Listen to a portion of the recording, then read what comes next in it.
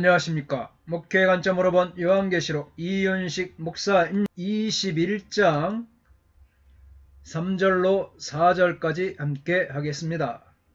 내가 들으니 보좌에서 큰 음성이 나서 이르되 보라 하나님의 장막이 사람들과 함께 있으며 하나님이 그들과 함께 계시리니 그들은 하나님의 백성이 되고 하나님은 친히 그들과 함께 계시었어.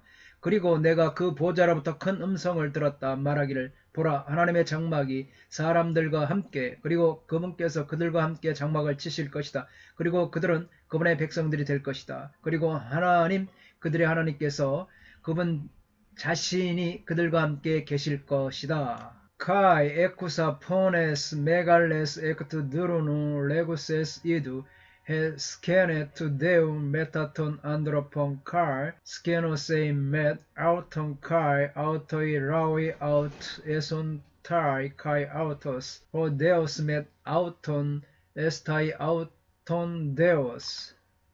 큰 목소리가 보좌에서 들립니다. 구약 전체를 관통하는 기본 주제가 성립되었음을 선언합니다. 레위기 26장에 보면 성결법전이죠. 홀리인스 코드. 내가 내 성막을 너희 중에 세우리니 내가 너희의 하나님이 되고 너희는 내 백성이 될 것이라. 바로 이 성결법전. 내가 너희 하나님 되고 너희는 내 백성이 될 것이라. 레위기 26장 11절 12절 말씀이죠. 하늘에서 나는 음성은 하나님의 장막이 사람들과 함께 있습니다. 하나님이 그들과 함께 사실 것이라는 선포를 하고 있습니다. 성막, 세키나, 영광이죠. 임재와 성막.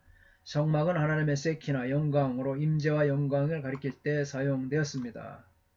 시내산과 광야에서 하나님의 장막이 이스라엘과 함께 있었던 것은 결혼관계를 내포한 심상입니다. 이미 19장 7절 8절에서 어린 양과 그의 신부의 결혼에 대한 배경의 하나로 확인이 되었습니다.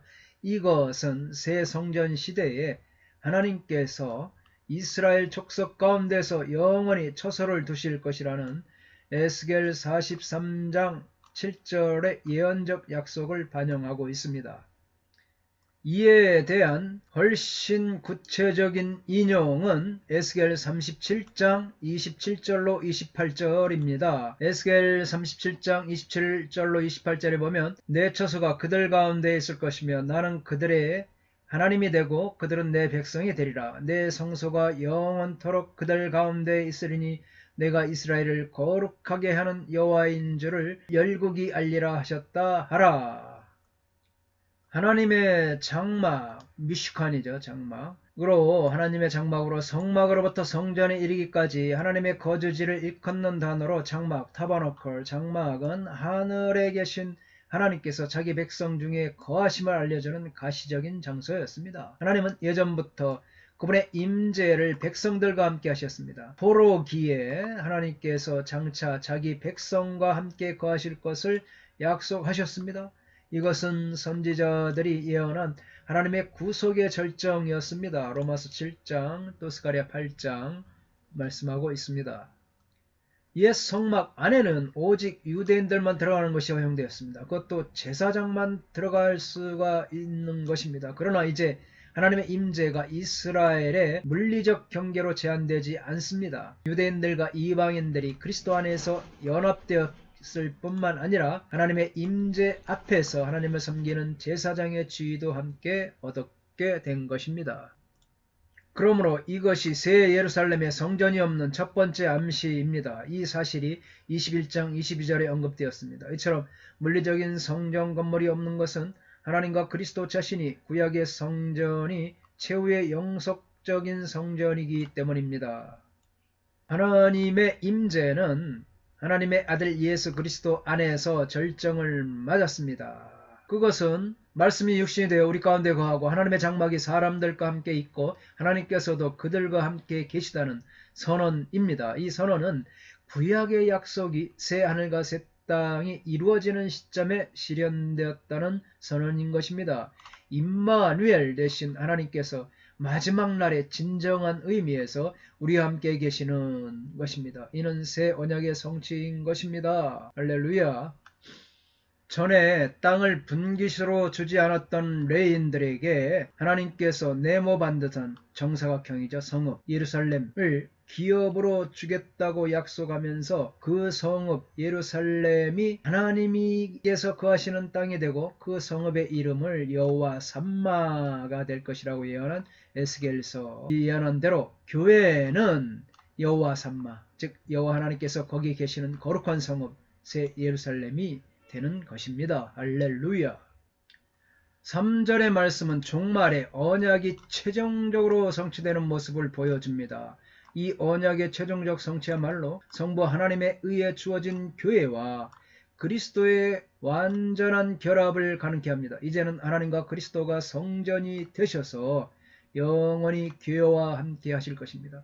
하나님께서 에덴 동산에서 아담과 하와를 통해 이루시고자 했던 그 모습을 지금 새하늘과 새 땅에서 신부로서 완벽하게 단장된 교회와의 관계에서 이루신 것입니다.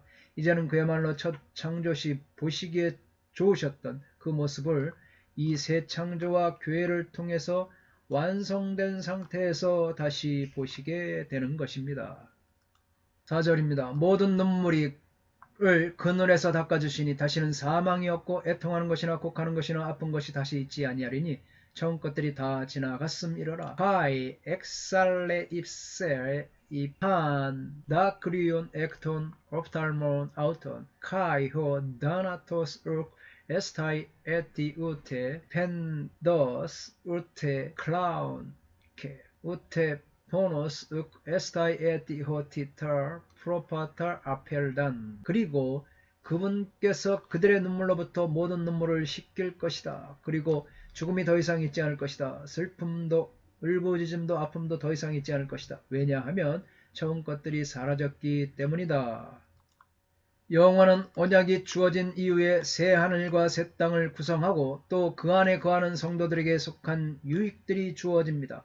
그 유익들은 하나님이 자기 백성들에게 주실 평강과 기쁨이 중심을 이룹니다. 첫째, 이 하나님은 그들의 눈에서 모든 눈물을 닦아주실 것입니다. 할렐루야. 모든 눈물은 타락으로 말미암아 하나님의 저주 아래에 있는 인간의 모든 고통과 수고를 요약하는 말입니다. 창세기 또 이사야 요한계시록. 이것은 새하늘과 새 땅에서 성취된 것은 처음 것들이 다 지나갔기 때문입니다.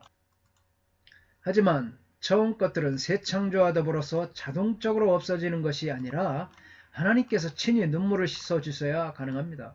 하나님께서는 성도들에게 생명을 주시고 슬픔이 존재할 수 없는 기쁨을 주실 것입니다. 아멘. 여기서 말하는 눈물은 땅에서 실패한 것에 대해서 후회하며 하늘에서 흘리는 눈물이 아니라 그리스도에 대한 신실함으로 인해 땅에서 흘렸던 고통의 눈물을 말하고 있습니다. 둘째, 하나님은 슬픔의 원천을 다 제거하실 것입니다. 다시는 사망이 없고 애통하는 것이나 곡하는 것이나 아픈 것이 다시 있지 아니하리니 대신에 영원한 기쁨과 행복이 있게 될 것입니다. 왜냐하면 쇠약하게 하는 죄와 고난의 결과들이 다 제거되었기 때문입니다. 아멘. 할렐루야. 마지막 결론은 처음 것들이 다 지나갔기 때문에 일어났습니다. 새로운 영원한 실제는 하나님이 처음 것들이 다 지나가게 하셨기 때문에 일어난 것입니다. 죄로 온탁해진 옛 질서와 그의 수반되는 고통이 영원한 복이 지닌 완벽하고 영원한 질서에 굴복하게 됩니다. 감사합니다. 다음 시간에 5절부터 함께 하겠습니다. 건강하십시오.